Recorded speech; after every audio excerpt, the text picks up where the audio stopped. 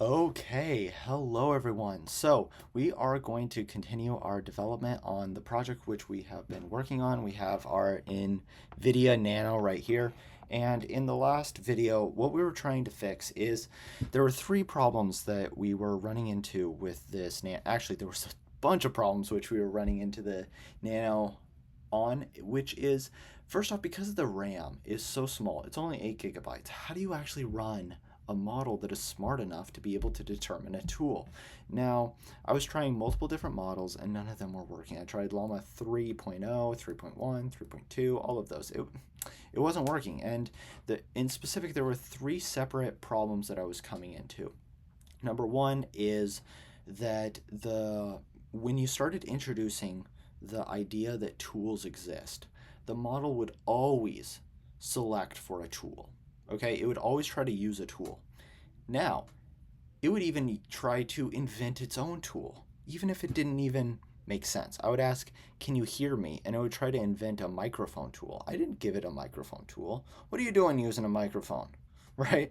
So the third one is it was invoking the tool incorrectly.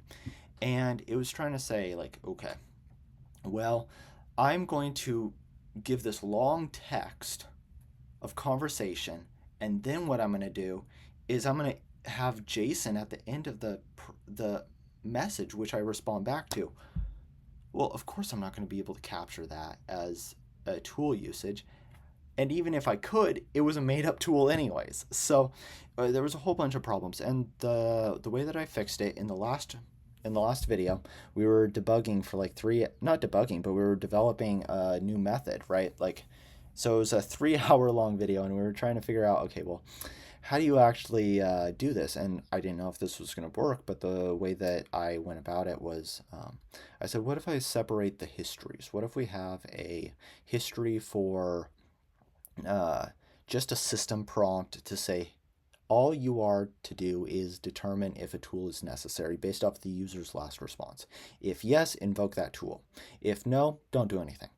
Then what I do is the other history, I don't even tell it that a tool exists. It has no idea that tools exist. All I do is I take the user's last prompt and then I say, hey, if we did call a tool, here's that information as well. And then the LLM, who has been prompted to be a conversationalist and knows nothing about tools, is able to respond correctly. And so I have a little thing here, right? So, like, I said, I feel like it's freezing in here. Okay. So this is my prompt. And all of a sudden, when I do that, look at that. Thinking, which means that the tool decider, number one, decided to invoke a tool. It determined that yes, a tool was necessary. Number two, it invoked it correctly, because if it went into this function here, it invoked it correctly. Number three is it was able to integrate it into the the it was able to integrate the information it got back from the tool into a friendly conversation, not a robotic, strange sounding response with weird Jason at the end trying to invoke a made up tool. So, hey, we were able to do this. That's awesome. Now what we want to do is now I want to come in here and start to just investigate a lot of the like topics which we have run into. So I have this like while we were building this, I started writing down a bunch of just like keywords that I want to follow up on so that I'm able to really understand kind of the concepts behind what we're doing and learn as much as we can. So that's what this video is going to be about. It's essentially going to be more of like the way that I normally go about trying to learn technical topics, which is just asking a question and then a whole bunch of follow-up questions based off of, okay, well, I didn't understand this. I didn't understand that. Can you explain this more, right? So that's kind of what this video is going to be. Just a conversation with Gemini about how these topics actually fit. So what do I have here? So technique called, okay, so thinking models. So thinking models, these are going to be like DeepSeek, I think, has the ability to actually go and query, or go and not query, but like first do planning within itself. Okay. I'm not concerned about that right now. One of the things that I do, so the pattern that I just implemented is called the router pattern. And in specific, some of the techniques or keywords which I came into contact with are like specialized worker, intent recognition versus content generation, context confusion, so attention span, content injection, internal knowledge versus technical task.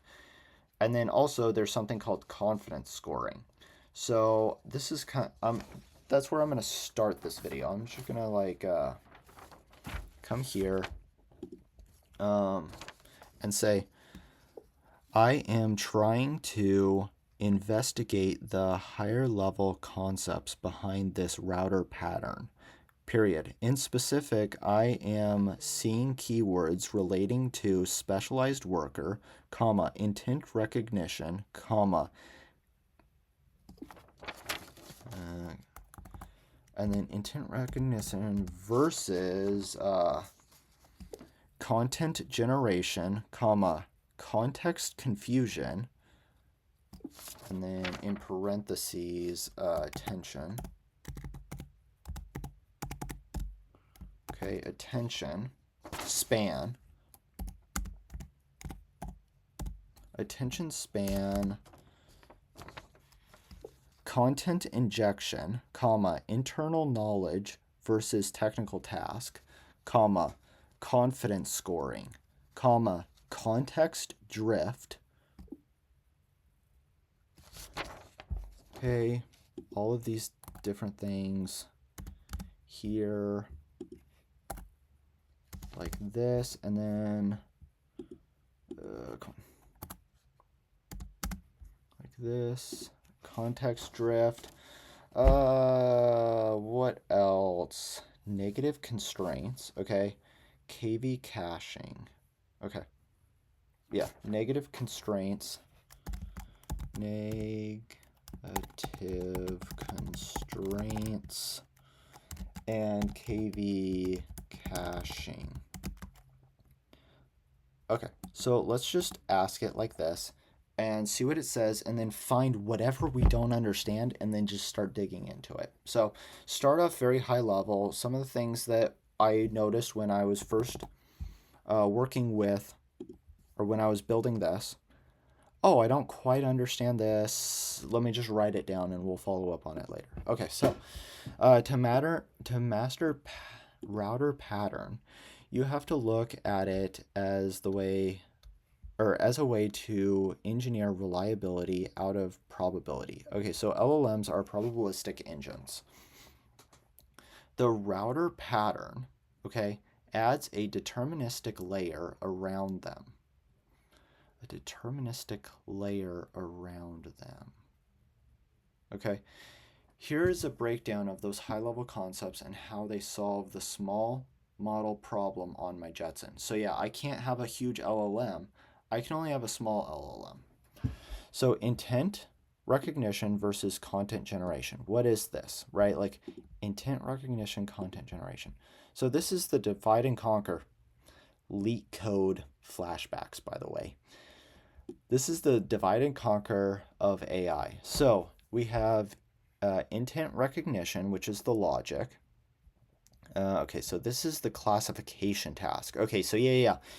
In here, we classified, so this right here, tool determiner. So tool use LLM response, right? This is determining, we're using this LLM right here to determine if a tool should be used. So this is a classification task. Yep, that makes sense. The LLM only needs to categorize the user's input. It requires high logic but zero creativity. Yep, exactly. I don't want that to be creative. I don't want it to be conversational. I don't want it to have a personality. No, just a classification. That's all I want. So content generation, the creativity. This is a prose task. And by the way, now that I'm reading this, I'm starting to realize, hold on a second, I can actually make the temperature higher on the response here because I want this response, which is going to be given to the user, right? That is this one. That's this conversational response that integrates the information that the tool gave. I want it to be creative. I want it to be, interesting. So we can increase the temperature, but have it separated for which one we do. Because I don't want temperature high here, where I do not want the temperature high right there. I do want the temperature high right here. So we can separate things. All right, so content generation, the creativity. This is a prose task. The LLM needs to be charming and fluid, yes. All right, I'm going to take a sip of coffee. Hold on a second.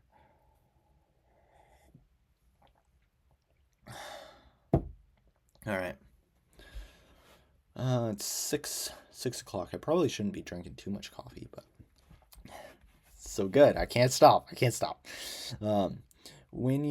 So the conflict is when you ask a small model to do both at once, which is what we were previously doing, it often fails at the logic, the classification, because it's too focused on the prose, right? Yep, it was giving me a huge conversation about when I would ask it, "Can you hear me?"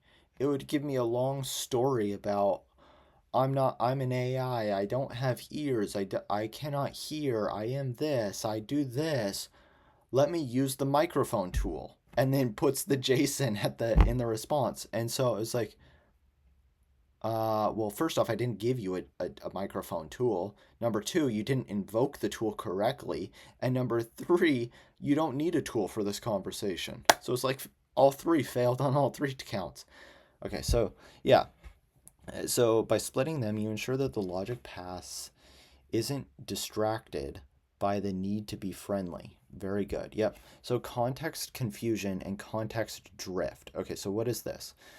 Those terms describe why the AI loses its mind mid-conversation. So we're seeing attention here, and I want to make sure that I do a follow-up thing and say, I know that attention is fundamental to LLMs. LLMs. Okay. Is this the same attention which I have heard about? Are there multiple attention concepts within the field of AI and LLMs? Okay.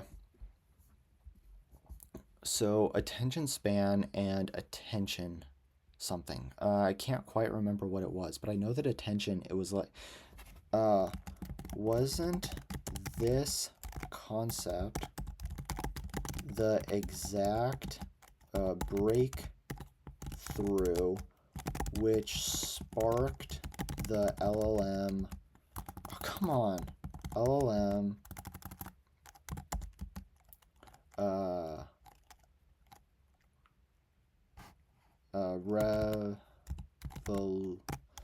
revolution with chat GPT-3. I think so. I'm just trying to figure out, is it actually this? Okay, so context confusion and attention span. LLMs use a mechanism called attention. Okay. So I wanted to go into a lot of detail about this. If this is the actual thing about, yeah, this is legitimately what was so important. Like, I really want to know this. If the prompt contains tool definitions, conversation history, or a complex request, the attention gets spread too thin. So I want to ask, go into very deep detail about attention. Also, how does the size of the model impact attention? What? Okay, so just like, how does that do it? I want to know, as scaling up, scaling down, how does this work? Then there was another thing. I was number 3 is I was seeing something which was mentioning quantization of models.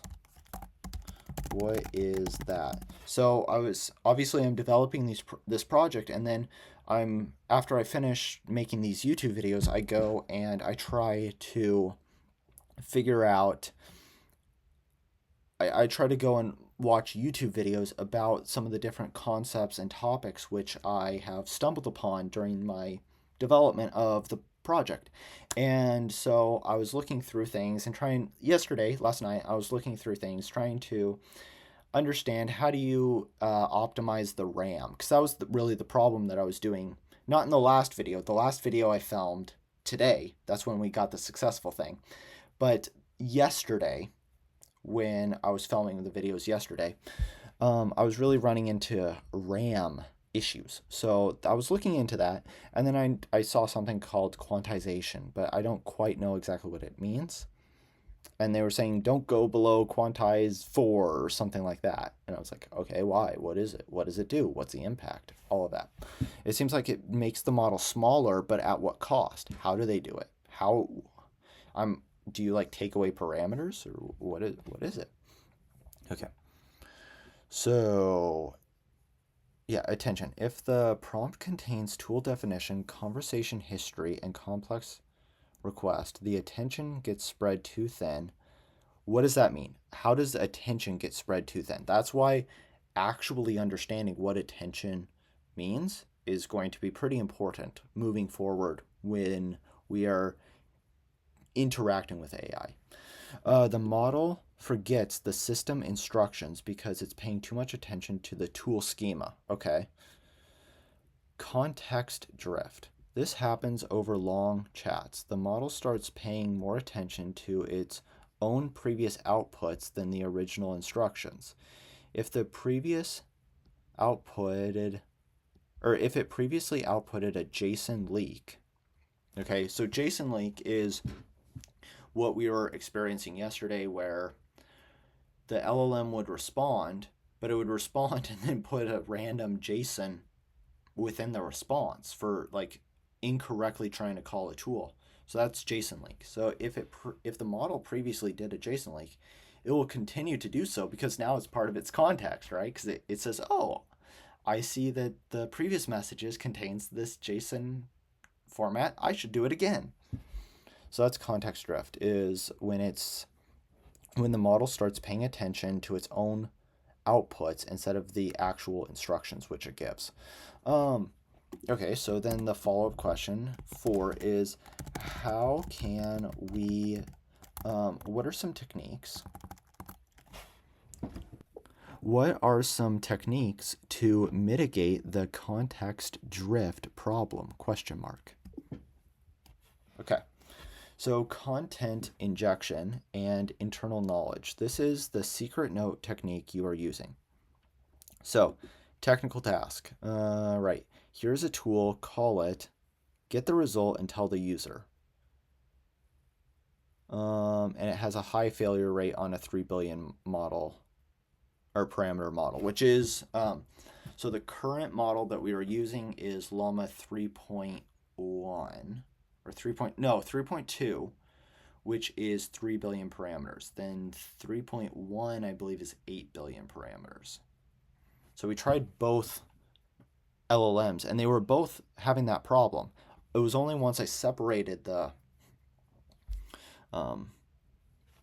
chat history and I had one which was clean that had no mention of tools. That's when it started working. But both models failed when I tried to have it in the same history. So technical task, internal knowledge injection. You are a friend.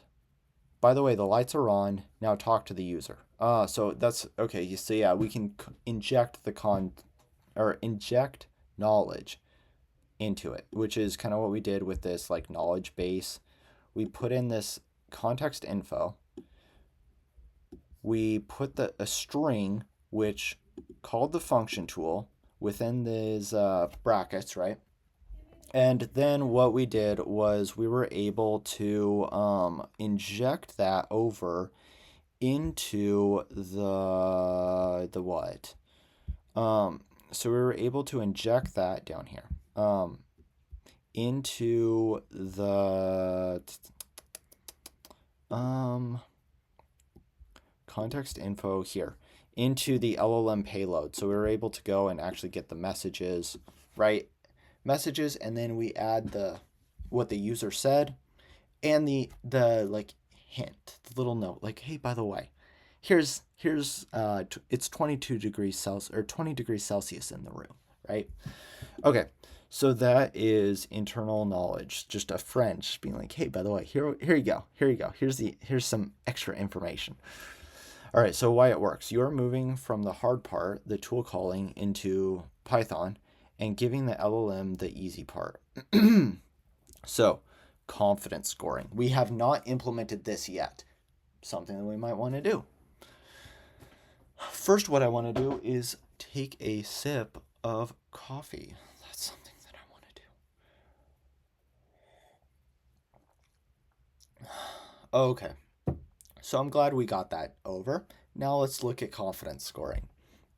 All right, so confidence scoring and negative constraints. So in advanced routers, so right now we probably have a very simple one, but okay, how do we make it more advanced? How do we make it more robust? You ask the LLM to provide a score on how sure it is that a tool is needed. So if the score is below 7, you ignore the tool call. This prevents trigger happy AI. Okay, so so the next question is going to be number 5. Can you show me a simple example of how to implement a confidence score? Okay. So trigger happy AI means like it's always trying to use a tool. That's what that's meaning, right? So we can set a threshold like only if you're 70% confident that you need a tool should we actually go and invoke that tool. Negative constraints. These are the thou shall not rules. Okay, so for small models, these are harder to follow than positive rules. Okay, so they're not okay, interesting. Well then that why are they? So okay.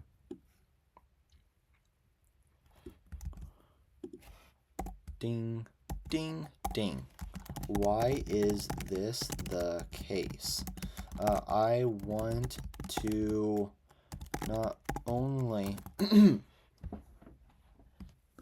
only understand this specific situation, comma, but I'm trying to understand how large language models actually work, and I want to figure out and intuitively understand them, period. So this seems like an interesting way to start investigating actually how different models will react and how they change based off of their size and complexity, period. Something like that. Okay. Okay, so the router pattern allows you to put the negative constraints, do not talk about JSON, in place where they won't be ignored. Okay, so we're going to go into that more detail about why. Well, and again, like I don't want it to be, oh, okay, well, this is just the case it is. And memorize small models don't do good with negative constraints. Bigger models do better with negative constraints. So if you're using a small model, do positive constraints and try to avoid the negative. I don't want to memorize that. I want to intuitively understand, why would a smaller model be bad at small weights or negative constraints? Why? What's going on? How are they operating? And then once we have that intuitive understanding, then we're able to go and really develop in a confident way, because now we understand the underlying mechanisms and it applies to all of the other concepts which we're going to do. Okay, so now the hardware level. So KV caching. So this is back to what I was discussing about yesterday when we were filming those videos.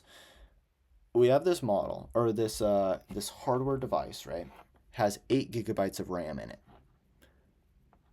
Okay, that we need to load the entire model in there. So the entire model needs to be in RAM.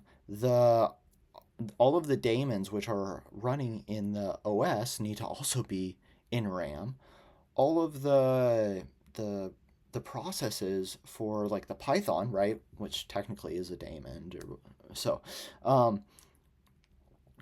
but all of this needs to be within the RAM. And the operations for doing the calculations, which the LLM is doing, that needs to be in RAM. All of this stuff needs to be in RAM, and so it's like very constrained. So we're trying to figure out, okay, well, how do we optimize it for every little bit that we can? This is what's happening inside your Jetson RAM right now. So KV caching, key value cache. Okay, so that's what it means, key value cache. I didn't even know what it meant. Key value cache. So it's like a dictionary. When the LLM processes a prompt, okay, it stores mathematical representation of these words in a cache. Okay. Benefit. Since your system prompt says the name Olama, says the name, since my system prompt says the name, or, sorry, stays the same. Okay. Says the name. Olama can reuse the KV cache for part of the prompt. By storing the same model for the router and the speaker, you are maximizing KV cache reuse. The Jetson doesn't have to reread the model weights. It just swaps the small user portion. Okay, I don't really understand this. Can you go through one execution example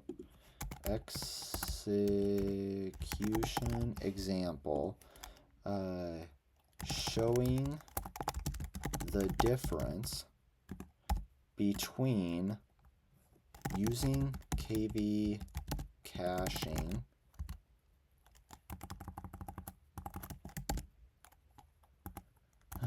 CH caching and not using KV caching. Okay. So the strategy, yeah. Okay. All right. So enter all of our follow-up questions. While it's thinking, I am going to be taking another sip of coffee. It's almost 7 o'clock. I shouldn't be drinking coffee right now, but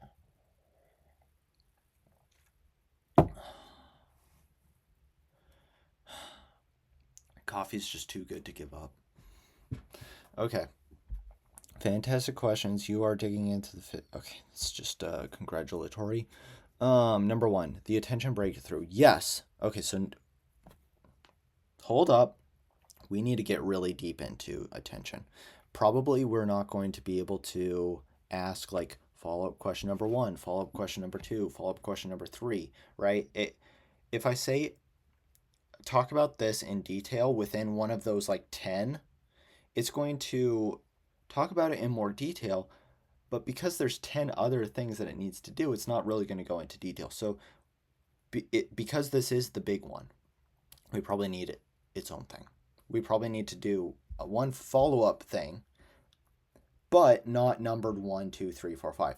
We should just say everything you know about attention. How can I get into this? Let's investigate it, right?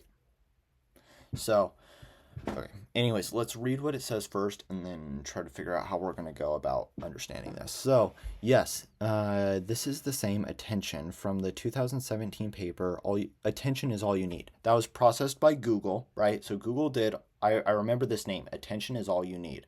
And then later, OpenAI used that paper to be able to develop ChatGPT. And then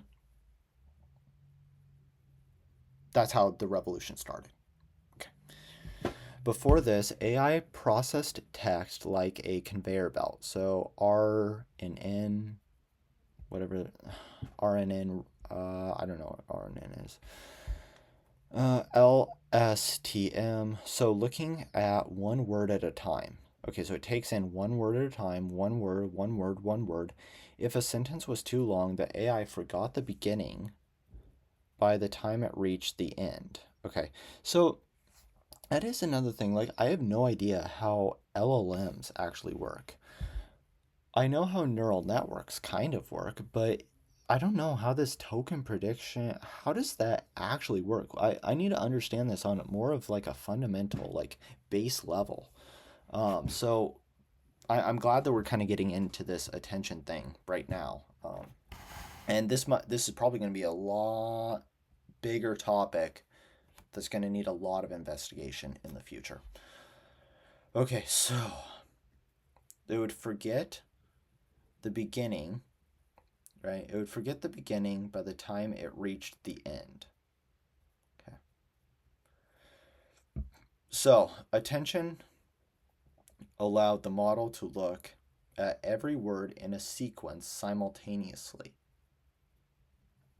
Every word in a sequence simultaneously, okay? And decide which words are most relevant to each other. Interesting. Okay. So, deep dive how attention works. Mathematically, attention is a lookup system, okay? For every token, the model creates 3 vectors, query, key, value. Okay. Query, key, value. For every token, every token, it's going to create 3 vectors. Okay. So, query is what am I looking for? Key is what do I contain? And value is if I am relevant, what information do I provide? Okay. The model calculates a score by multiplying Q, the query, and K, the key. What do I contain? If the score is high, it takes a large percentage of the V value. Okay. So, how model size impacts attention. Okay. So, heads. A 3 billion model might have 32 attention heads. Attention heads? What? 32 different perspectives on the sentence. A large model might have 96. I don't know what that means. We're going to figure that out very soon. All right. Resolution. Larger models have higher dimensional vectors, okay? Meaning like a vector with just more entries, like a list with more values within it. Okay, a small model's query might be a simple sketch. A large model's query is a high-dimensional photograph. This is why small models suffer from context confusion. Their eyes aren't sharp enough to distinguish between story mode and tool mode when the prompt is crowded. Okay, quite honestly, I didn't understand that too much. So we're gonna have to dig into this. The quantization, the MP3 of AI. Okay, so Your Llama 3.2 3 billion parameter model is likely quantized. The concept. The original model weights are stored as 16-bit floats. Okay, so we have 16-bit floats. Okay, yeah, makes sense. Quantization shrinks them to 8-bit, 4-bit. Oh, okay. Um, or even 1.5-bit integers. Wait, how do you have a 1.5 bit? Because that would just be on or off. How you can't have a 0.5 of 1 bit. This doesn't make any sense. That would normally be a follow-up question, but in this specific context, I'm not trying to do number 1, 2, 3, 4, 5. I'm trying to first read this, take in everything, and then figure out how best to get it to respond correctly or to dig into this correctly. Okay, so the Jetson benefit.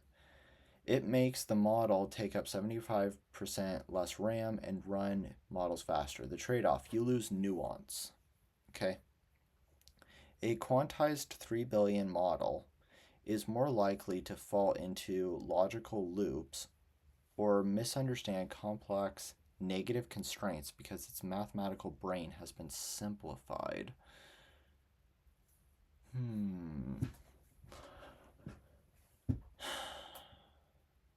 Okay.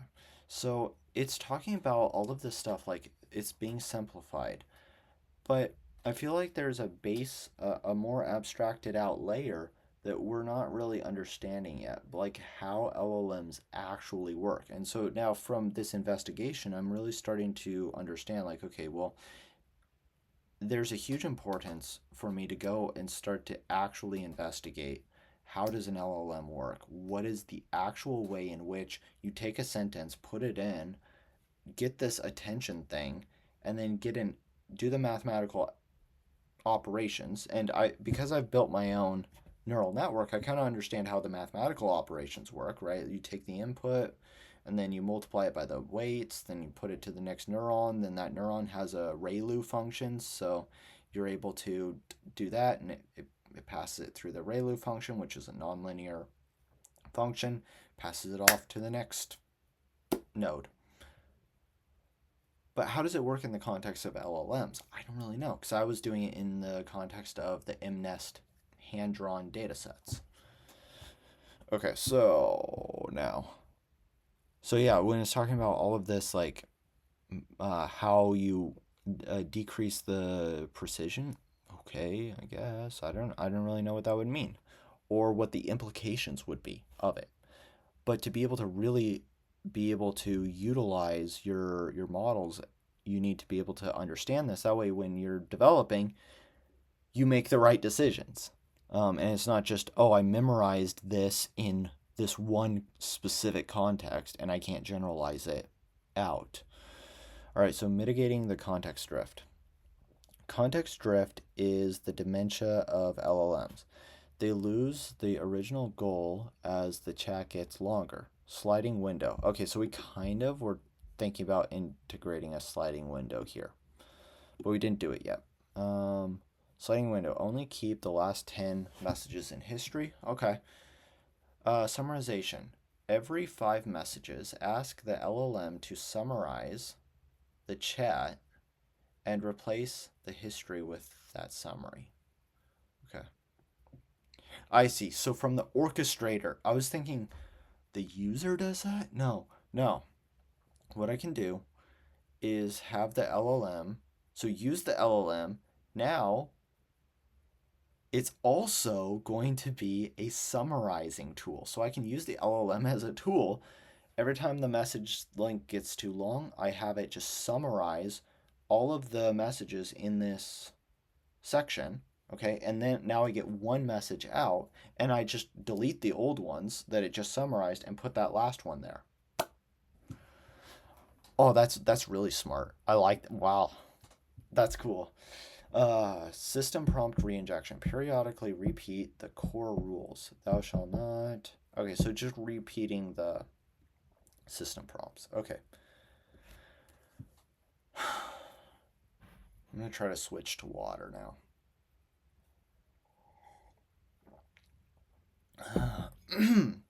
So you can implement this by asking the router to output a specific format. So the prompt: determine if a tool is needed. Output yes or no with a confidence 1 to 100. Okay? Then we send that to the LLM. Okay? And then if yes is in the response and the confidence score, okay, we would need to parse confidence, but okay, I get the idea. Then run tool. Okay. Okay. So why negative constraints are hard? Intuitively, understanding this. LLMs are completion engines. Okay? They predict what comes next. So I've heard that so many times. They predict the next token, but I don't know what that means. They just predict the next word? How? Based on what? Right? They predict what comes next. If I say, don't think of a pink elephant, your brain immediately invokes the concept of a pink elephant. Okay? To understand the sentence. An LLM does the same. Okay. When you say don't use JSON, the token JSON are now hot in its attention. Oh, that makes sense. That makes a lot of sense, actually. Small models.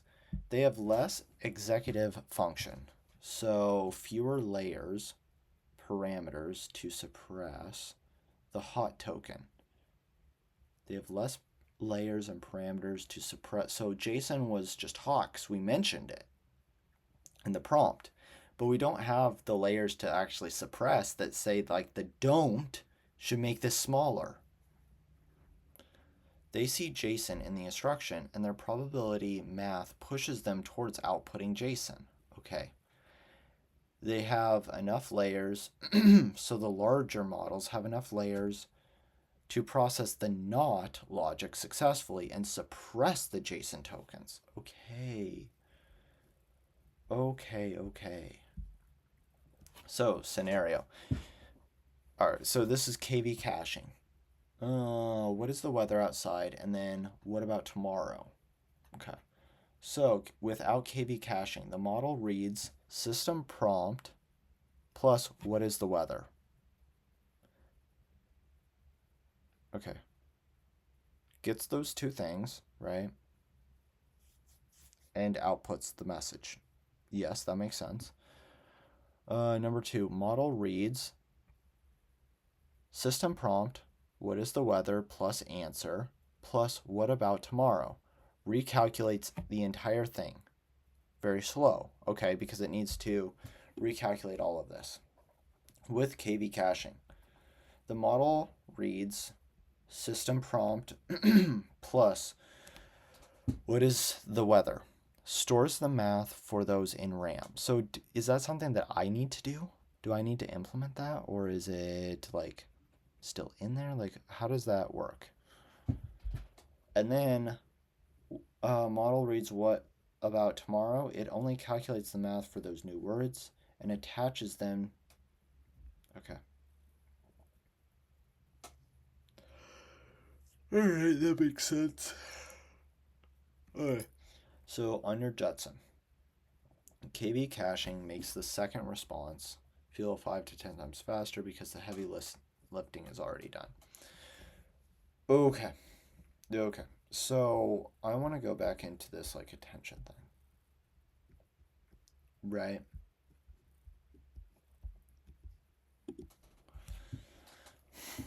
So how do I want to say this?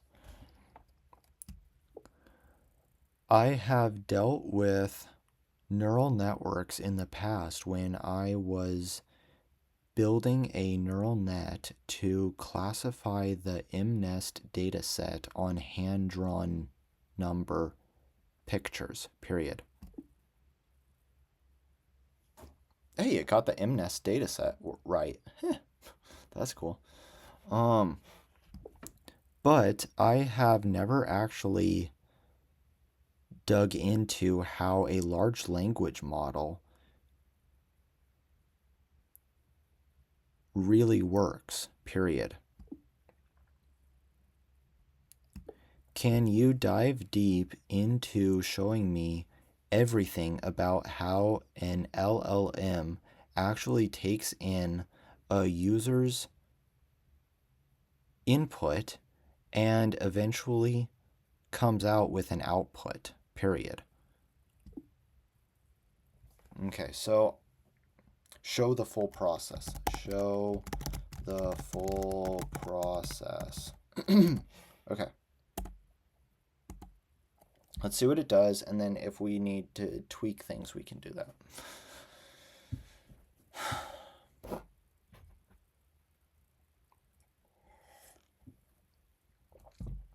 All right. To dive deep into how an LLM operates, we need to look past the magic and see see it as a high-speed, multi-layer statistical machine. Since you've worked on MNEST, you've already understands weights, bias, and backpropagation. Yes. Okay, so we don't need to do this. Exactly. So MNEST is a classification tool. So you have 10 output neurons, and those give you a probability score of what the model thinks the hand-drawn number, the input, actually is. Mapping pixels, the input, to the 10 labels, the output. Yes.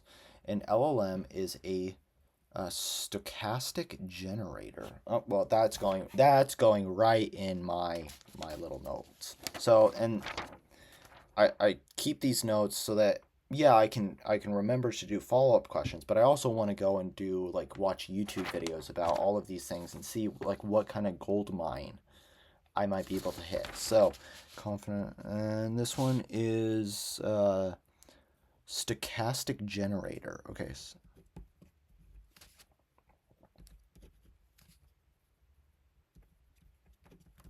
Stochastic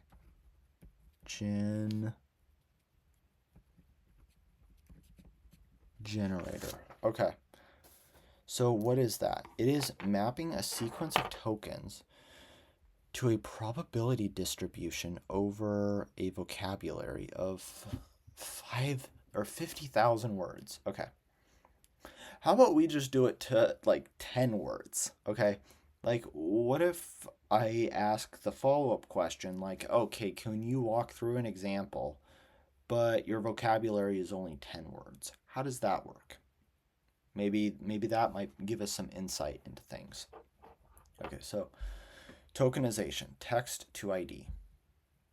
So the input layer. Okay. So tokenization, text to ID. The LLM doesn't see words, it sees tokens. Yep. To break text into chunks. Yeah. So I forget when, but one of the previous videos, we were looking at tokens and we would see, I don't have it up right now, but on our Jetson, we saw that the message, actually, I think I can just pull it up. Oh, it's not powered right now. So it'll take a little while. Anyways, we saw something where it would give us the response, but then it would give a whole bunch of vectors or numbers, right? Within an array, which was obviously a vector. Now, each of those numbers corresponds to a word. Like maybe 464 is the word airplane, okay? And this number was at 1,000 or 12,032. Maybe that's the word stars or outer space or something like that, right? So each of these numbers maps to a specific word, and so that's what it's talking about, tokens. All right. So a tokenizer is used to break text into chunks called tokens. The difference between MNEST. So for MNEST, your input was 28 by 28. So that's the number of pixels. In an LLM, the input is a flexible sequence of integers. Yes, that's true. So, example, the Jetson is fast. Okay, so the Jetson is fast. So this 12,000 corresponds to Jetson, right? And that's why it's going to be a higher number because it's less common, right? Like, okay, that kind of makes sense. And then like 3012 is corresponding to the token fast. So embedding.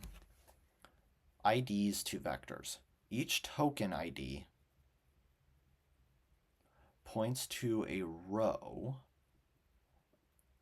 in a massive lookup table called the embedding matrix. Okay. If your model has a hidden size of 4096, common for 7 billion models, each word becomes a 4096 dimensional vector. So each word? So for each token. So the, okay, the points to a row. So 464 points to a row in a lookup table called embedding matrix. Okay. Once again, right into my thing. So embedding matrix.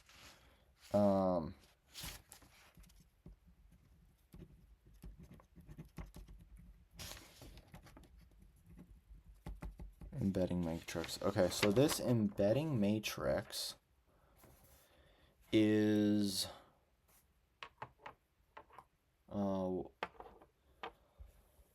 has a hidden size of each word becomes, what does that mean? Each word becomes a 4,000 dimensional vector. What? The math. This is exactly like the first layer of the MNest net, but instead of mapping pixels to neurons, they're mapping a discrete ID to a high-dimensional semantic space where Jetson and computer are mathematically close. Okay, so each token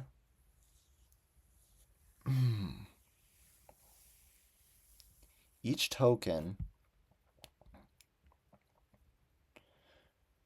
is going to be a very large. I just want to see how it's doing all this. Okay. So now we can start doing like follow-up question number 1, follow-up question number 2. Is my understanding correct that the first step is going to be separating the English sentence of the Jetson is fast into 4 numbers? Each of those numbers correspond to the exact English word they map to in a dictionary. Then the next step is for each of those numbers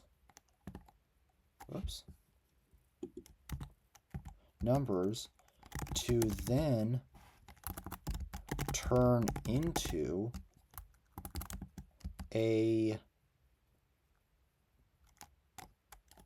4,096 dimensional vector.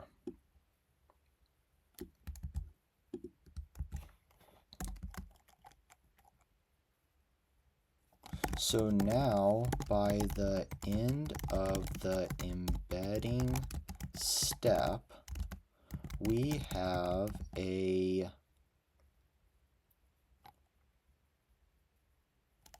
vector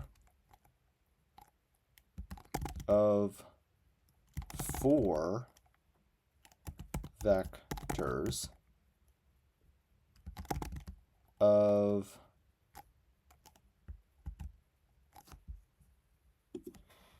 4096 of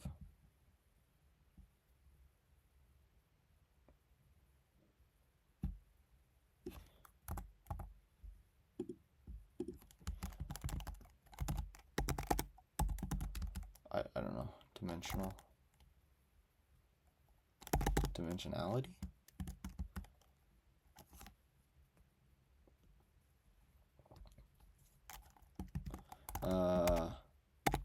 Like nested.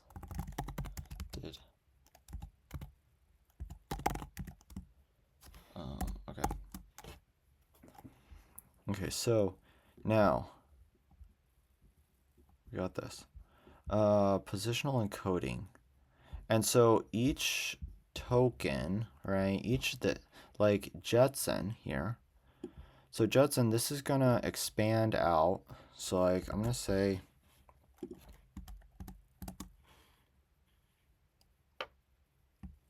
so for example, comma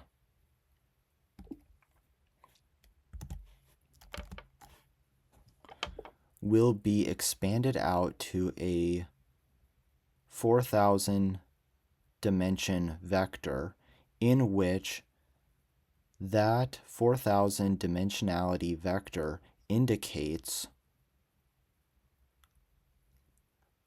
the closeness with other well-known tokens or concepts corresponding to each of the 4,000 items within that dimensionality, period. Something like this. Okay, so because transformers process all words at the same time, unlike humans who read left to right, the model has no innate sense of word order. Okay, so it's just taking in the entire sentence at the same time, okay? And it doesn't know which word came before what. Okay. The model has no innate sense of word order. To fix this, we add a position vector to the embedding. This tells the model the vector is at position 1. This one is at position 2. Okay, so if my understanding from the first point was correct, comma, and we have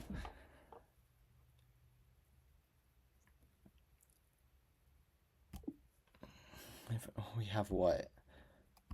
Expanded out each of the individual tokens within the sentence, comma, it would seem that you can just look at the position of the sentence vector, which contains each of those 4,000 dimension items, to be able to determine the word order, period. Is this correct? Question mark. Okay. So now the model has no innate sense of word order. To fix this, we add the positional vector. Okay. We'll figure out where our misunderstanding is. And by the way, this is kind of what I'm talking about when I discuss the method which I use for AI. You first start out with no understanding of the concept, and then you start building a worldview, and you start trying to put puzzles into place, and sometimes they're like, oh, wait, the puzzle doesn't really seem to fit completely. And then you need to investigate this, and oh, it's like that. Okay. So that's how I really like this method of just like follow-up question, follow-up question, follow-up question. Okay, so phase number 2, the transformer block. Okay, here we go. The transformer, the T in GPT. Your model, Llama 3, is a stack of identical layers. Okay. Identical layers. Each block has 2 main parts. Okay. Each block. Transformer blocks. Okay. So, attention. This is part number 1 of a block. So I don't know what a block is. but it's a transformer block. That's just what it's called. Transformer block. I don't know what it is, what it does, anything. And it has two parts. First part is attention. Okay, so let's look at attention. This is the breakthrough you asked about. This layer allows words to talk to each other to figure out context. Okay, so this is those three elements. So within each block, there's the attention, and you are able to determine it has three like vectors within it, or three dimensions. Not three vectors, but I believe it's a single vector with three dimensions, okay? And it says, like, query. Am I a pronoun? What noun am I referring to? Okay. Key is, I am the noun Judson. I fit that description. Value is, I contain the data about Judson's speed. Okay. What? The model performs a dot product. So dot product is like within linear algebra, you're able to do this thing called dot product to be able to determine kind of like the way in which the vectors are aligned with each other. So like if they're perpendicular, you're gonna have a dot product. I believe it's of 0. If they're like this, it's gonna be 1. So it's a way to be able to determine like similarities between the two. I think actually it's going to be 1 if they're unit vectors. But anyways, so the model performs a dot product between Q and K. The result is a weight, which means an attention score. So that's what attention score actually means, is the dot product between the query and the K, the key. Am I a pronoun, and if I fit the description. Okay, so like how similar they are to each other. Okay, the result is a weight, attention score, if it and Judson, am I a pronoun, it? Okay. Okay, so if we have the token it, we need to be able to determine what does it actually refer to. Okay. Okay, that kind of makes sense. Am I the noun Judson? So okay, so maybe that's a different token? The Judson token?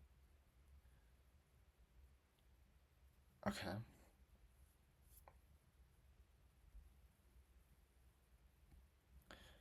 So if the model attends to Judson's information,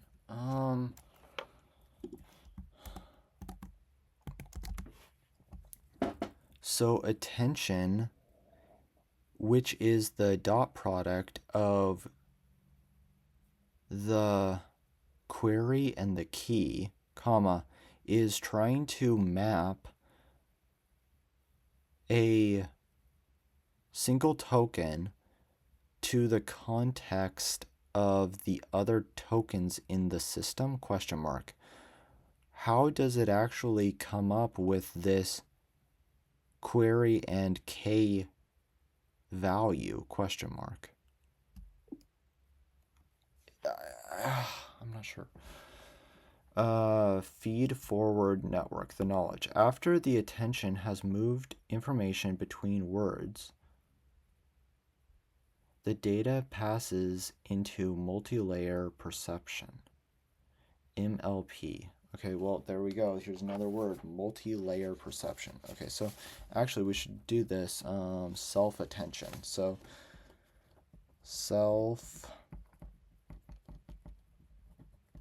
self-attention. Okay, so and then within this, we have the query, key, and value. So query, and then key, and then value. So query, key and value, like that. Okay?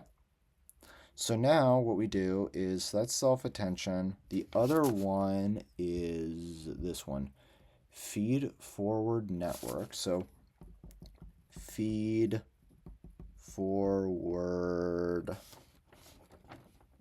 network. And this is one of the things within this is multi-layer perception. So multi-layer perceptron. Oh, it's a perceptron. Okay. Perceptron.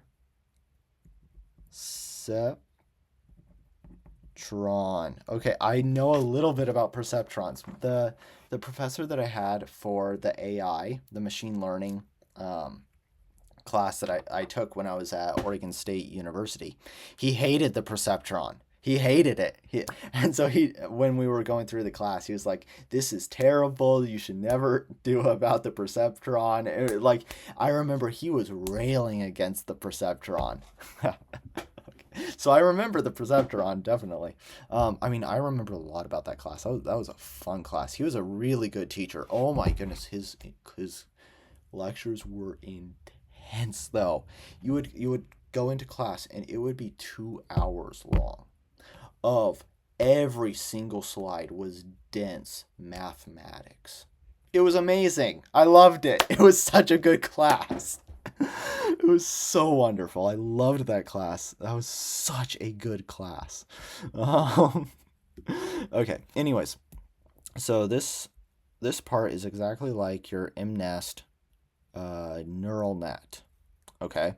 So for some reason, okay, so somehow there is a connection between this like fast forward network, multi-layer perceptron, okay, and the MNest neural network that I did back when I was in college, right? Okay, so it considers the 2 linear layers, okay, with an activation function. Okay, so the ReLU function, here we go, in the beginning, or in between.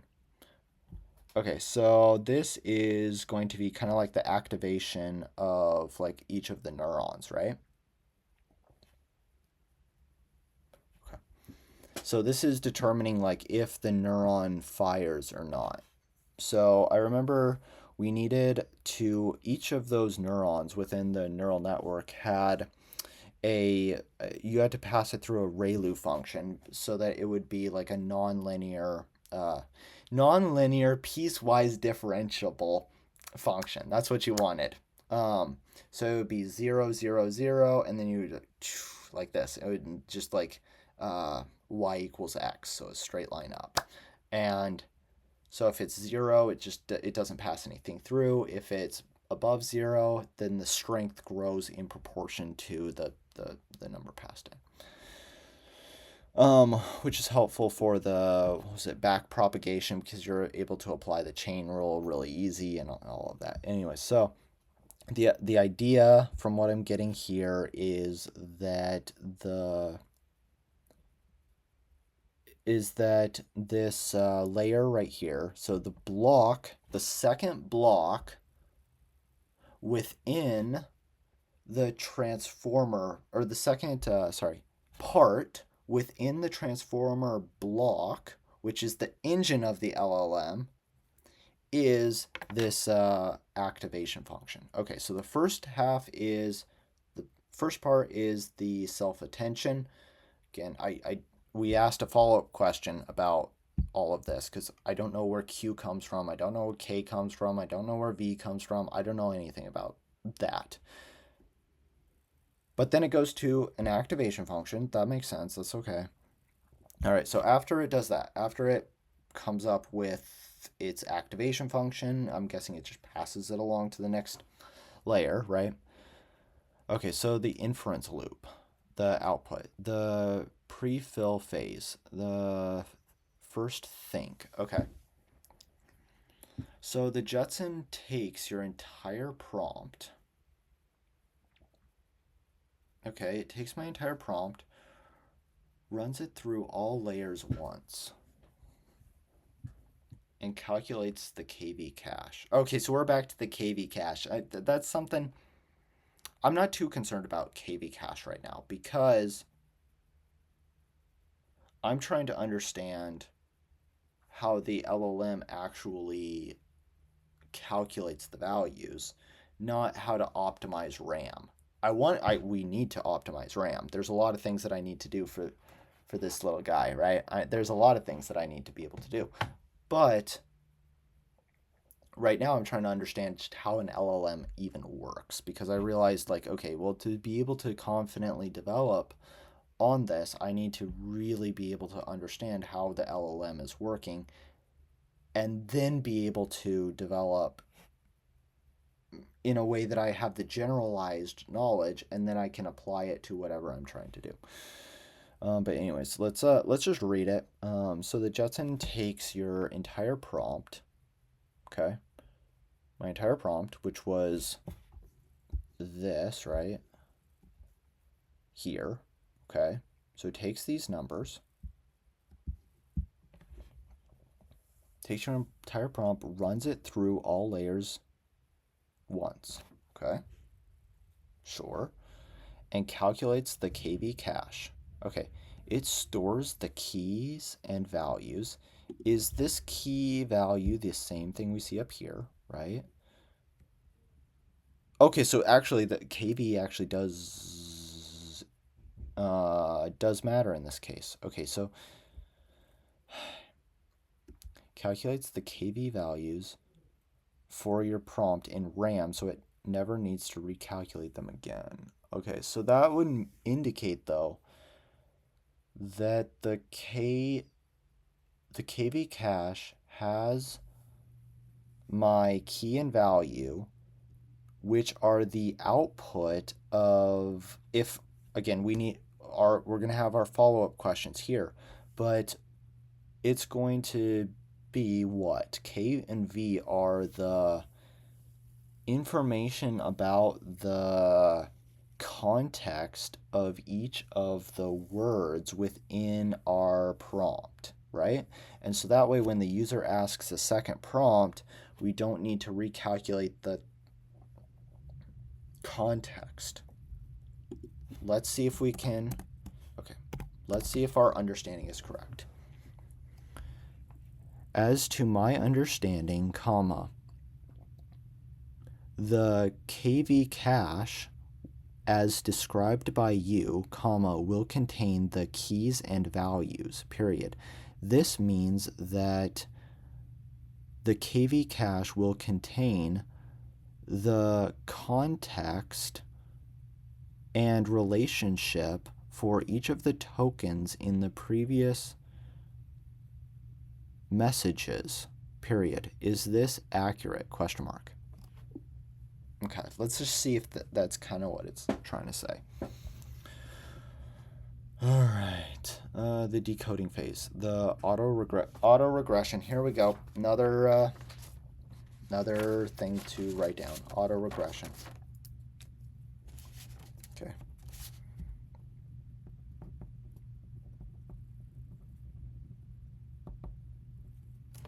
Auto regression. Okay, here we go. So, LLMs are autoregressive. They predict one word. Add it to the prompt. Okay, so this is the thing about predicting each token by token by token. Okay, here we go. So LLMs are autoregressive. They predict one word and add it to the prompt. Wait, I thought we just said that all of them go through the prompt at once. Says it right there. We might need to ask a follow-up question on that, right? Autoregressive. They predict one word, add it to the prompt, and then start over. Okay. Step A. The final layer outputs a vector, the size of the vocabulary. The final layer outputs a vector, the size of the vocabulary, which is 100 or 128,000. So, okay, we have a vector of 128,000. Okay, that's the output layer, right? Then what do? We take the softmax. Okay, we know about softmax from AI class as well. Turns those numbers into percentages. So fast is 80%, blue is 2%. So it's trying to, I think this was like normalizing it to 100%, right? So you want to be able to classify each of the, you want your output to sum up to 100%, essentially. Okay. So step C, sampling. The model picks a word, usually fast. Okay, so this is how it takes the most probable word. So we get the output, which is 128. So let's okay. This is follow-up question number 5. So, is my understanding correct? Question mark. The LLM will run something through its layers and get an output vector which is the size of its vocabulary. Period. Okay. The size of its vocabulary, right? Each element within the vocabulary, no. Within the output layer, okay. So let's call this vector output. Each element in output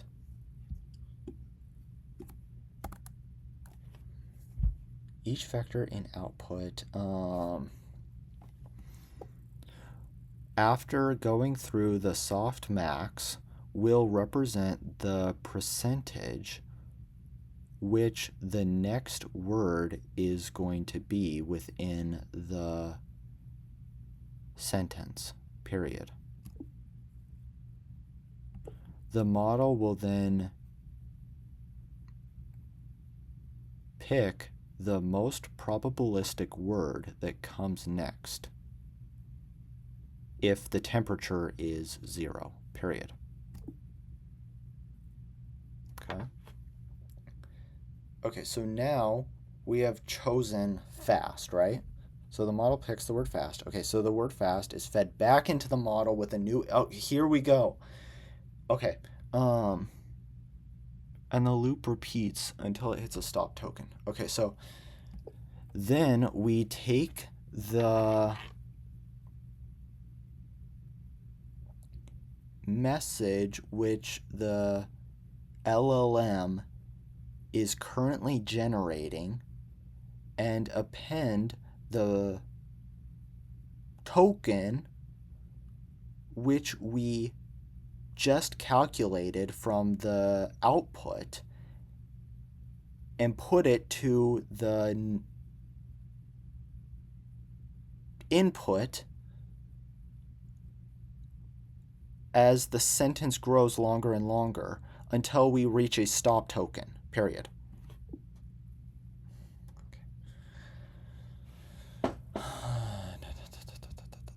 Deep concepts, whether Judson struggles. I'm not worried about the Judson right now. I just want to understand the concepts of LLMs. If you could run the whole net in a split second, in the LLM, the decoding phase is memory bound.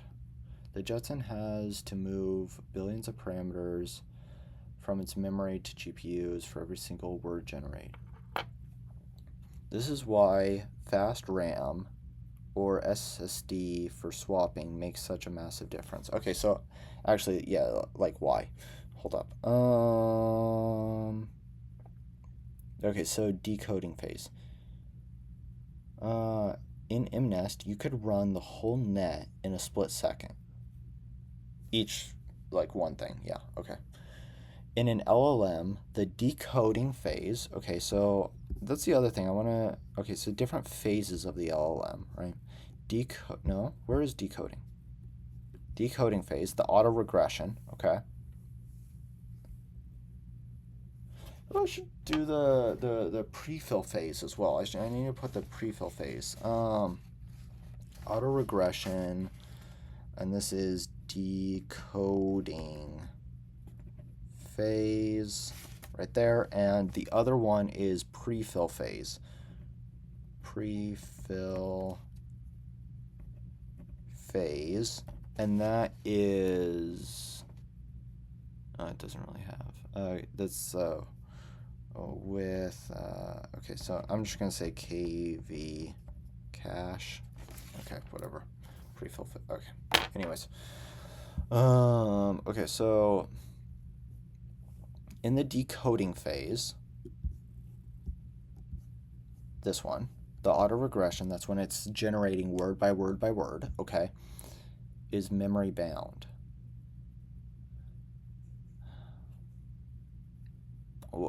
Memory bound? The Jetson has to move billions of parameters from its memory to its GPU. So from the RAM to the GPU for every single word it generates. Okay.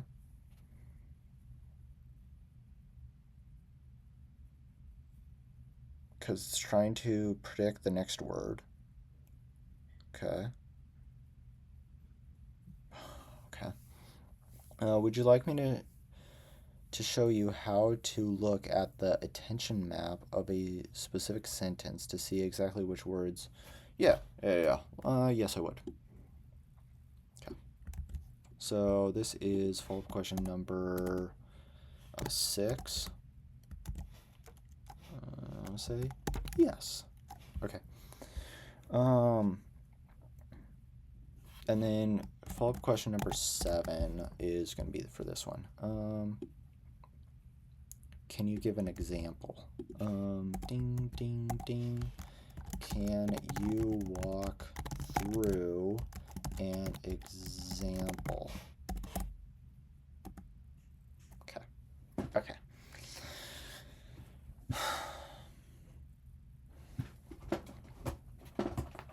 Oh. Oh.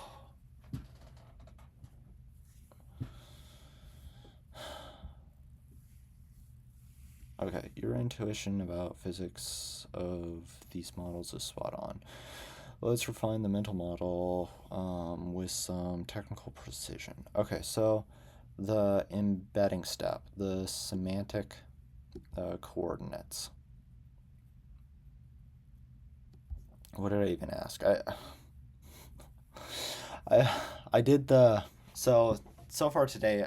I don't know. I haven't done too much today. I did 3 hours of like development on it, but I don't feel like that's very much. So it's only 3 hours. I think yesterday I did a 3 hour video of development, then a 2 hour video, and then another 2 hour video. And today I'm just at the 3 hour video, and then however long this. When I'm doing these videos, I don't have it. You see exactly what I see. There's no timer or anything, so I don't know how long this video has been gone. But so I did the 3 hour video and then this one.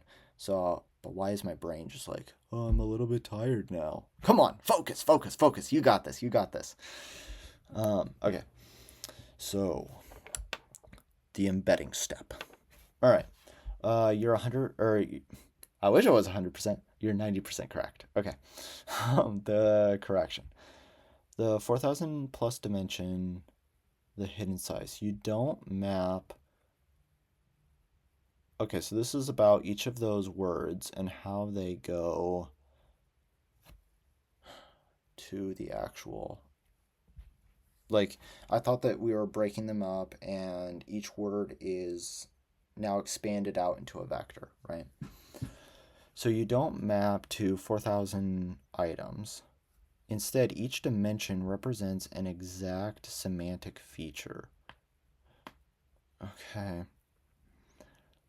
Livingness, living thingness, technicality, tense. Okay, so that's each word. Yeah, each word is mapped to maybe like a concept, maybe. Okay, so the structure. Yes, it is exactly a nested structure. Okay, so it is expanding out. Okay, there we go. For a 4 token sentence, you end up with a matrix, the shape of 4 by... Here we go. Here we go. 4 by 4096. Okay, the dictionary. The token 12,000, 12,000, whatever, is just an index. Yep, that's just a dictionary. Yep. Ah, which says it right there. Yeah. Okay. It's just a dictionary. It tells the GPU, okay, tells the GPU, when it sees the 12,000, tells the GPU, go to the 12,000 row of this dictionary, the embedding table, 12,000 of this embedding table, and grab that vector. Ah. Okay. So that this embedding table, is that the actual model that I downloaded? Is that the Llama 3.2?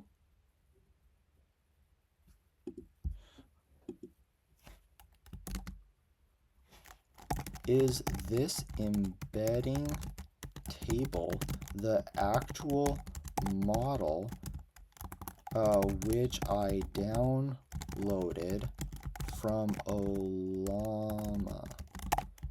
And then, for example, Llama 3.2 or DeepSeek. And then what was the other one? Quinn. Every time I say Quinn, I just think, hey, Gwen Kai. Quinn. Okay, there we go. So,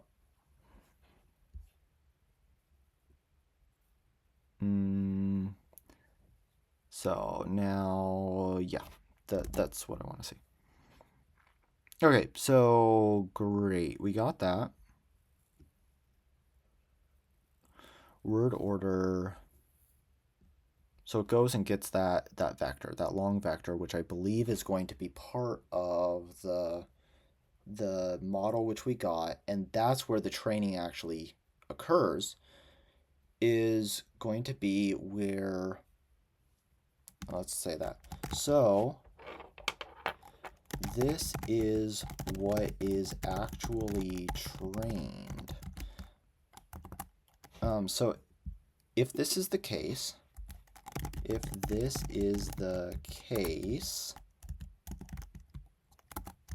it indicates that this is what is actually trained by looking at all of the information on the internet. So Meta grabbed the data on the internet, and trained this large matrix which maps the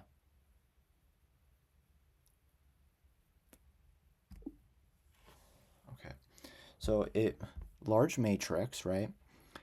And each row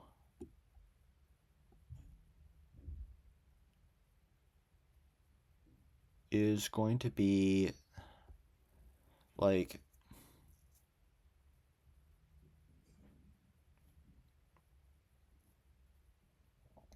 the idea of that word, maps the concept which is associated with that English word. So Jetson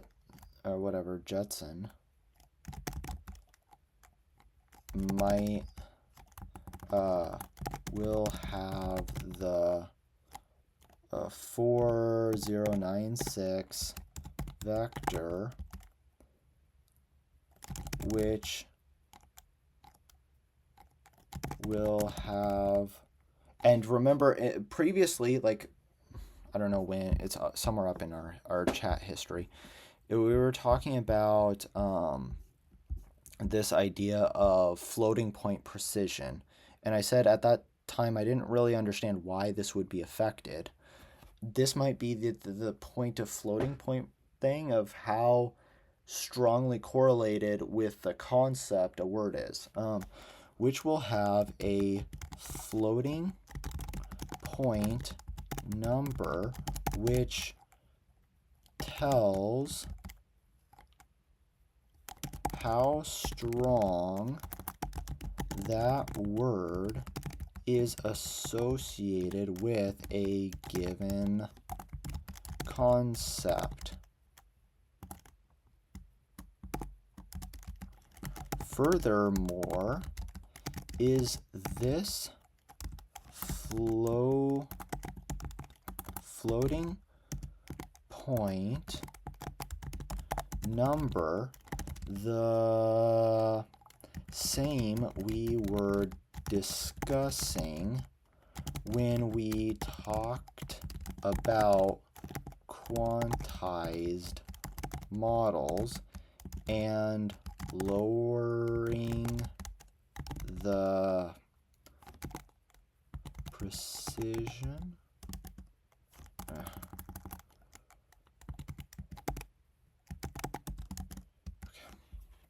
Okay. So trying to tie all of these concepts together, right?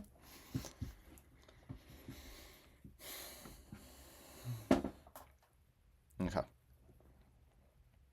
So word order and positional encoding. So, all right, word order and positional encoding. So actually your understanding here needs a slight pivot. Awesome. We have found a discrepancy in my understanding from the way in which things work, which that is the most exciting because it means that we get to understand the world in a correct manner. Okay, here we go. Actually, so the original transformer architecture, the model is permutation invariant. Okay, so permutation. So I know combinations and permutations. Is this the same thing?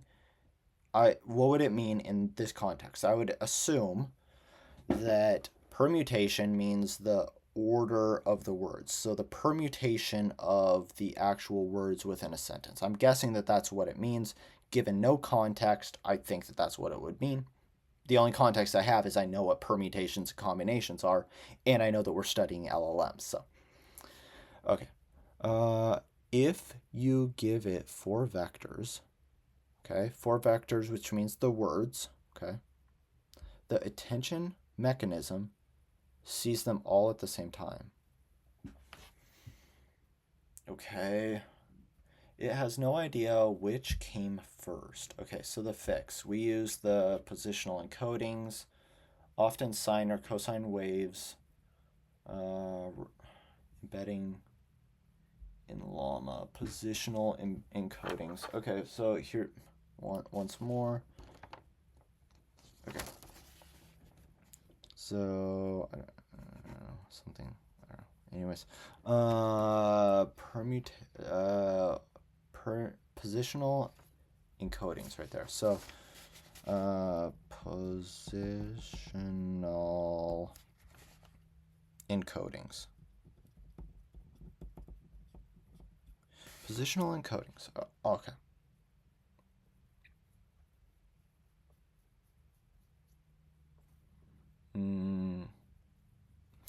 So this is going to be sine / cosine waves, and could also be something called rotary embeddings. So I don't know what rotary embeddings are. Obviously, as an electrical engineer, I definitely know what sine and cosines are.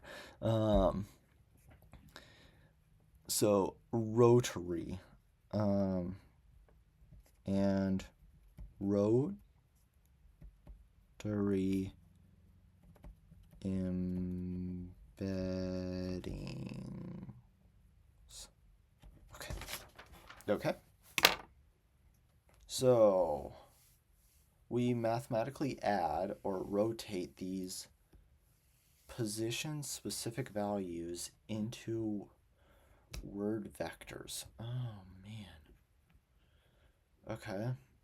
If the word vector in a person's identity, or if the word vector is a person's identity, the positional encoding is their assigned seating number. Without the seat number, the model just sees a crowd of people in a room. Crowd of people in a room. Because it's all at once. Okay, yeah. How do we get K or Q, K, and V? This is the neural part of the neural network. Okay, so inside each attention layer, there are 3 separate weight matrices. Inside the attention layer. Wait, so maybe this is what we're downloading. I have no idea. I have no idea.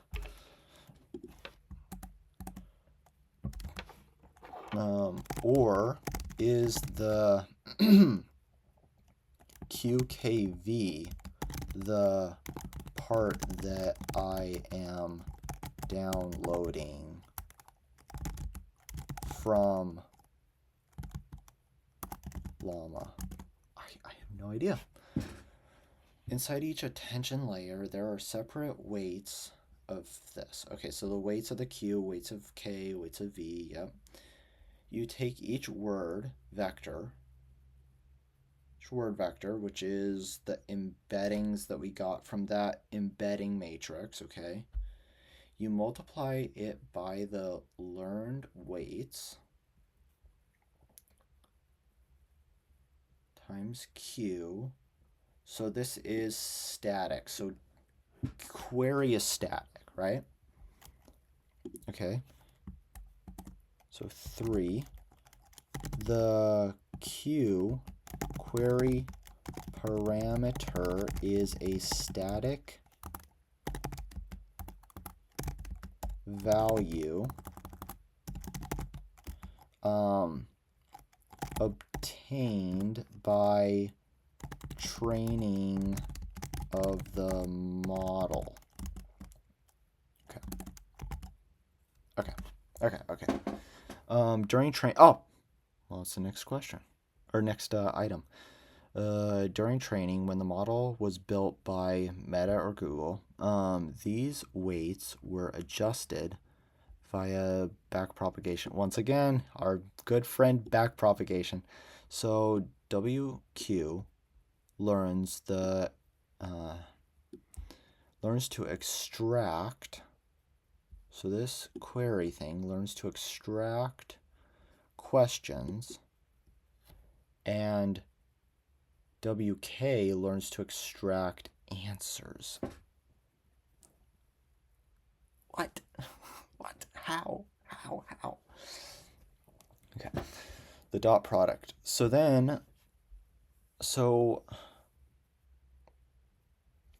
X is at inference time, right? X is at inference time. Q seems to be static, okay? K, I'm guessing is static. And wait, where's V? Where does V go? I don't see it in this equation. Okay, hold on.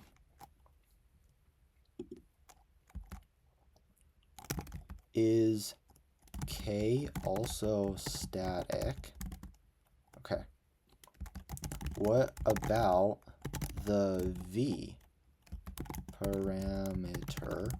I don't see it being used. Okay. So now 4 Okay, so the dot product when we do query, okay, and k, which are two static parameters, we are measuring how well the question of one word matches the answer of another. Okay. I So not right now, but I in the future I need to investigate like how do we actually calculate these? Like how are they trained? I'm curious about how they're trained, but I'm also trying not to go down too many rabbit holes, trying to be a little bit focused here. All right. Anyways, KB caching memory.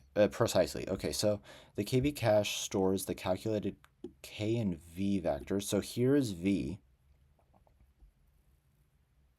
for the static K. So does that mean that K now changes?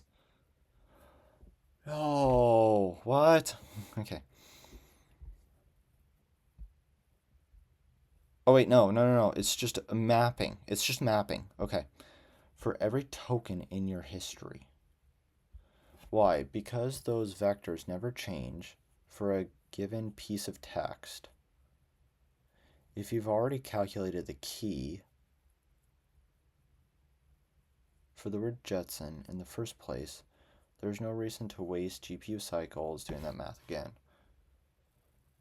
Okay, so the generation loop, autoregression. So correct. If the temperature is 0, it is the greedy decoding, right? It picks the highest percentage. Yep, if the temperature is higher, it picks, okay, whatever. Stop token. The model eventually predicts a special token called end of text. When the Python script sees this ID, it breaks the while loop. Okay.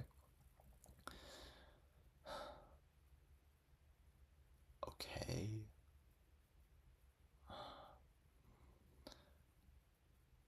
Since we're on a Jetson, we can easily run a heavy GUI. We can't easily run a heavy GUI, but we can visualize it through the text or conceptual maps. Example sentence. The animal didn't cross the street because it was too tired. Okay? Attention map. When the model processes the token it, because it was too tired. Okay? It has no information, right? Like I always say, like a lot of times people will talk to me and they'll say like there will be no noun within a sentence, okay? And then I'll try to be like, okay, what is the subject of this sentence? Because they'll say like it, right? Um, and now it gives no information or context, but within the wider concept or within the wider sentence, it does refer to something. Okay. When the model processes the token it, the highest dot product score in the attention layer will be with the token animal. Got it. So that's what the attention does is like say it really corresponds to animal. If the sentence was because it was too wide, the attention of it would shift to street. Okay. It was too wide, and now that, again, is part of the training, right? It's part of the training section, and that's that mapping. Okay. The memory bound bottleneck a walkthrough. Let's look at why your Jetson feels the weight of the LLM more than the MNest. Okay, so multiplying a few thousand weights, the output is 5. The weights are tiny, maybe a few kilobytes. The GPU spends most of its time doing math. The LLM memory boundary. Since I have 3 billion parameters, the loop. To generate one single word, the the GPU must recall all 3 billion parameters from the RAM, read all those from the RAM. So the GPU needs to read it from the RAM, so that it needs to go from the RAM to the GPU. Perform all the math and then output the word. So if my RAM is my RAM speed is 50 gigabytes per second, it roughly takes 5 milliseconds just to read the model weights. You are limited by how fast your RAM can feed the GPU and or not how fast the GPU can do the math. So that's why 100% GPU on JTOP is misleading in the previous videos we saw, like using JTOP. Often the GPU is stalled, waiting for the next batch. Okay. All right. Let me just do this. Let's do the 3 here. Yeah, let's just do the 3.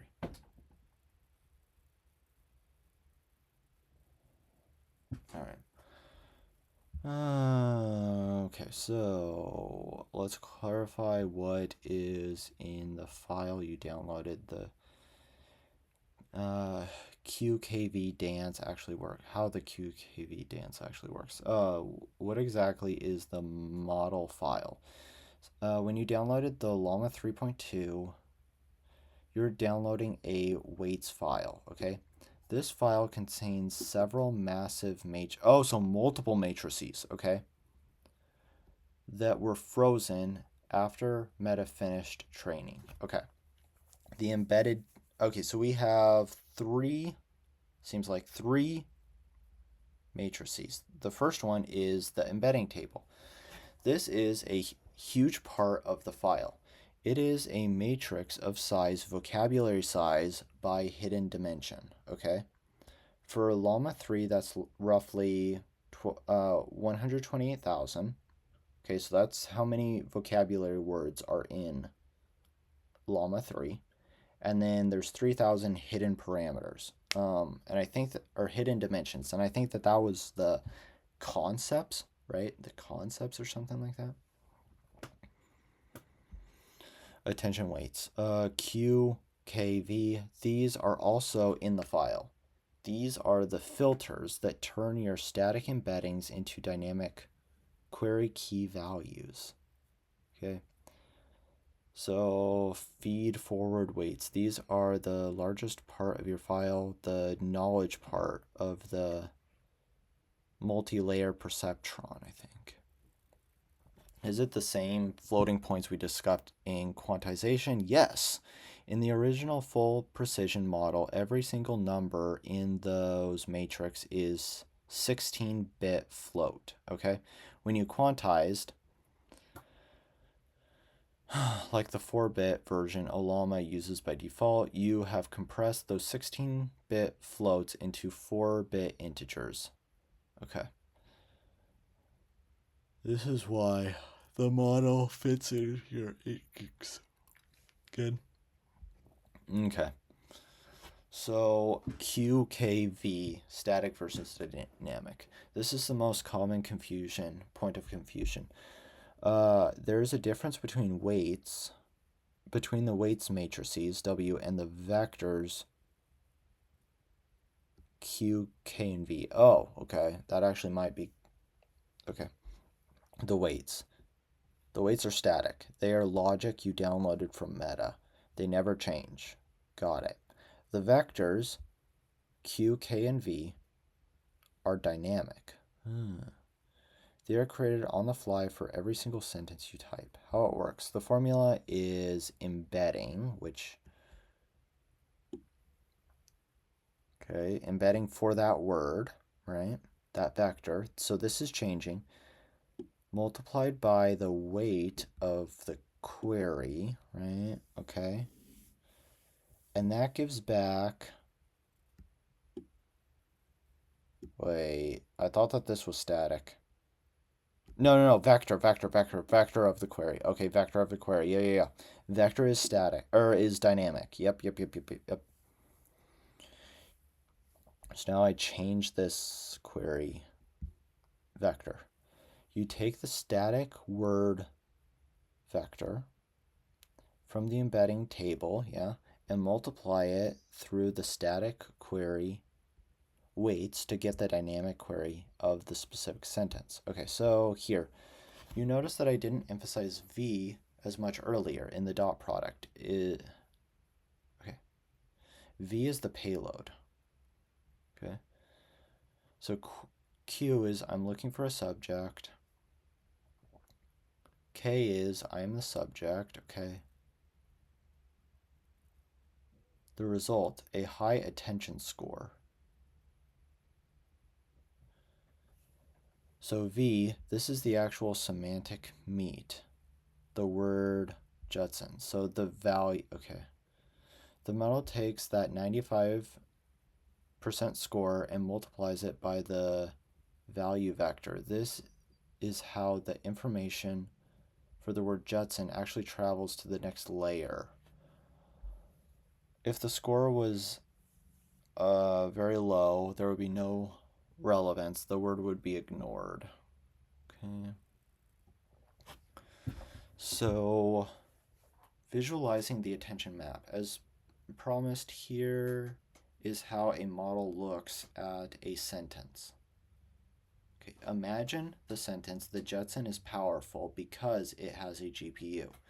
It, right, is referring to Judson. Okay. When the model is predicting the word after it, look at where the attention is focused. Row, it, versus column, Judson. High score. The model knows it refers to Judson. Row, it versus column. Powerful. Oh, okay. Versus powerful is going to be a medium.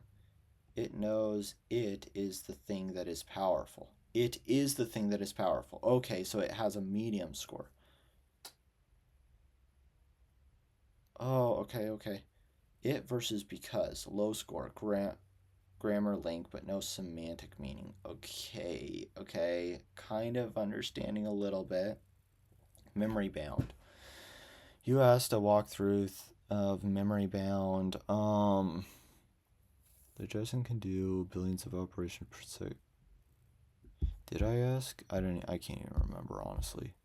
Hold up. Let's see what's up. What did I even ask? I don't even think I didn't ask that. I didn't ask that.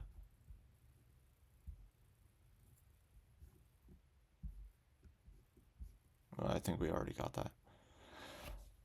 Okay, I am going to take a little bit of a break. I'm going to go get something to eat. I am going to then go and I have my list, a big list, and I'm going to go and try to search those keywords, watch some videos online, and be able to get a better understanding of, okay, well, how is this LLM being trained? How is it executing during inference time? How are we getting things? And then try to get a better understanding of how all of that is working. And then from there, in the next video, I haven't really decided what I'm going to be doing in the next video because it really depends on how my research, or maybe that's a strong word, but just like how my learning goes. In that, maybe we have to continue to do some follow-up questions, and I realize, I really don't understand something else, and then we have to do that, or we come here and start just changing this and making this better and cooler and seeing what we can implement here. So yeah, there's lots to do, lots to explore, but it's gonna be awesome. So anyways, if that is interesting, subscribe to this channel and we can go on this journey together. Thank you for watching. My name is Timothy Lee Grant, and I'll see you in the next video.